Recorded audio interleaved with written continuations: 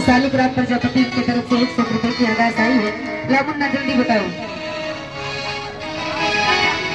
और ये राधा प्रजापति बहन की तरफ से और कृष्णा का गाना गा दे, बिल्कुल गा देंगे। 100 रुपए की अरदास आई है राधा प्रजापति जी की तरफ से। और कहना है बाबा से कि बाबा अयोध्या भी सजाती है, काशी भी सजाती है, अयोध्या भी सजाती है, काशी भी सजाती है। मेरे श्याम कृपा कर दो, मेरे श्याम कृपा कर दो, मथुरा भी सजाएंगे।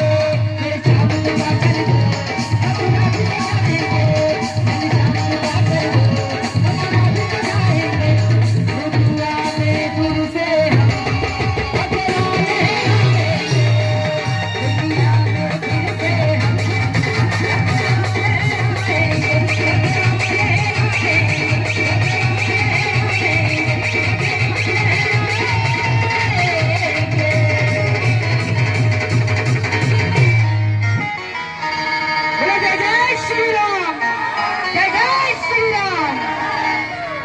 भैया उठना होगा।